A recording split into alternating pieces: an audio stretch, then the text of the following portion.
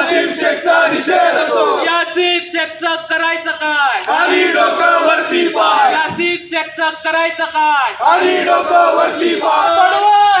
पडवा है आसिफ शेख भडवा है.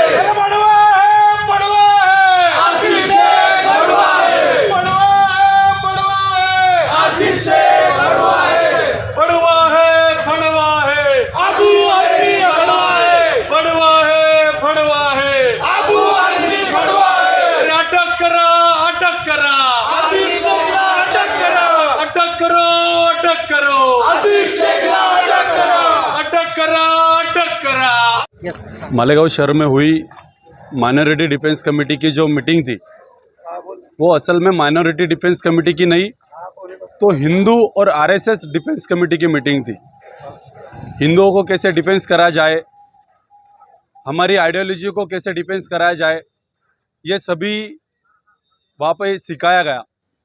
अतिशय दुर्दैव की बात है, आप अगर भाईचारे की बात चाहते हो तो हम चाहते हैं कि आप छत्रपति संभाजी महाराज, छत्रपति शिवाजी महाराज इनका आदर रखें और इनको जिस जुल्मी व्यक्ति ने उनको तकलीफ पहुंचाया, उनके स्वराज्य को तकलीफ पहुंचाया, जो स्वराज्य 18 पगड़ जाति और 12 बलूतेदार समाज को लेकर चलने वाला था, उस स्वराज्य में छत्रपति संभाजी महाराज ने आगे बढ़ाने का काम किया और उनको रोकने का काम औरंगजेब ने किया। हिंदू समाज के बहुत से मंदिर, बहुत से देवी देवताओं की विटंबना औरंगजेब ने की और उस औरंगजेब की अगर आसिफ शेख बाजू मांडकर वो पवित्र है ऐसा अगर कहता होगा तो ये छत्रपति संभाजी महाराज और उनको मानने वाला सभी हिंदू समाज का अवमान ये आसिफ शेख की वजह से किया जा रहा है। अगर आसिफ शेख ने आने वाले 2 दिन में इसके ऊपर माफ़ी नहीं मांगी तो मालेगांव शहर के पूर्व भाग में हम चक्का जाम जैसा आंदोलन करेंगे या मालेगांव बंद का ऐलान हम सकल हिंदू समाज की ओर से सभी तंजीमों का विचार करके एक ऐसा डिसीजन लिया जाएगा और दोनों में से कोई एक चुनकर हम वैसा निर्दर्शन मालेगांव शहर में करने का प्रयास करेंगे। ये प्रोग्राम रखा जी, लेकिन उस प्रोग्राम के अंदर सिर्फ वक्फ के ताल्लुक से और जो मसाइल है अक़लियतों के ऊपर, उसके ऊपर बात की गई। जी, आपने शायद उनका सभी का स्पीच सुना नहीं होगा, आप वहाँ पे होंगे पर आपने सुना नहीं होगा। मुझे ऐसा लगता है कि उनका पूरा टारगेट ट्रिपल तलाक के बिल के ऊपर जब वो बात कर रहे थे तब भी उनकी ज़ुबान फिसली आरएसएस पर, उनकी ज़ुबान फिसली हिंदू समाज पर, उनकी ज़ुबान फिसली बीजेपी के जो हिंदू आइडियोलॉजी रखने वाले जो लोग हैं उनके ऊपर। ये 100% हिंदू आइडियोलॉजी को डिफेंस करने की उनकी 5 जिलों में से 500 लोग सिर्फ आने वाले लोगों की वो डिफेंस कमेटी थी। हमें लगता नहीं कि उस माइनॉरिटी डिफेंस कमेटी की जो मीटिंग थी उसको ज़्यादा सीरियसली लिया जाए। हम सीरियसली सिर्फ ये ले रहे हैं कि उन्होंने छत्रपति संभाजी महाराज की हत्या करने वाला जो नीच क्रूर कर्मी औरंगजेब था उनको उन्होंने पवित्र बताया।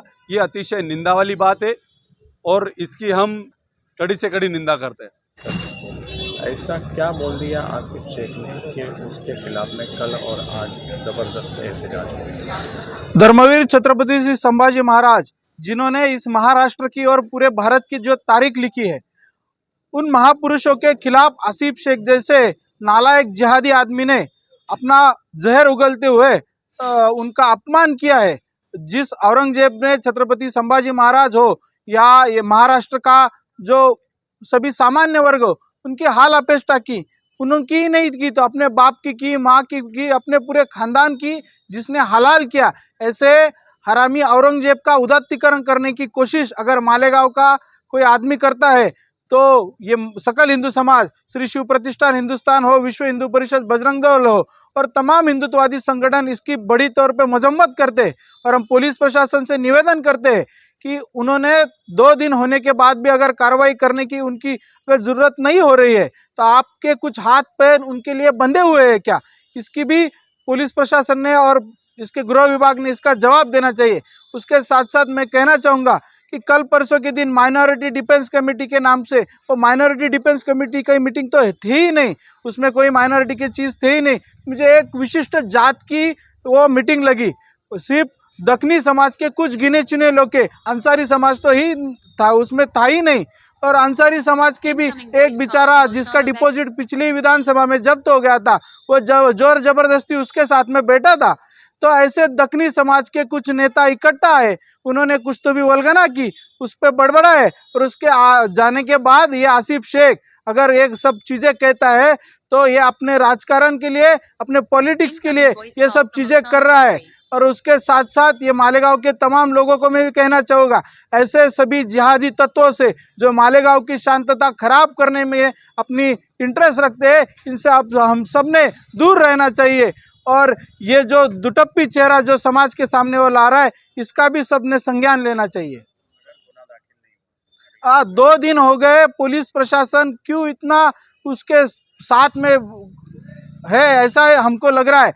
10:15-20 तक उनकी वो जब बैठक थी वो चलती रही, उसमें भी कुछ पूरा हॉल तक नहीं भर पाया, इतने कम लोग उसमें थे। तो ये सब चीज़ें होने के बावजूद पुलिस प्रशासन, टाइम लिमिट एक्सीड हो गई, हिंदुओं की भावना इसमें व्यतीत हो गई, महाराष्ट्र की भावना, हिंदुओं की भावना, समाज की भावना व्यतीत होने के बाद भी अगर पुलिस प्रशासन कार्रवाई नहीं करती तो इससे बड़ा दुर्दैव कोई नहीं हो सकता। अगर ऐसी परिस्थिति रही तो हम सब हिंदू समाज के सब तंजीमें इकट्ठा आके इसके अगेंस्ट में मालेगांव बंद की घोषणा कुछ दिनों में करेंगे, ऐसा हमारा मानस है।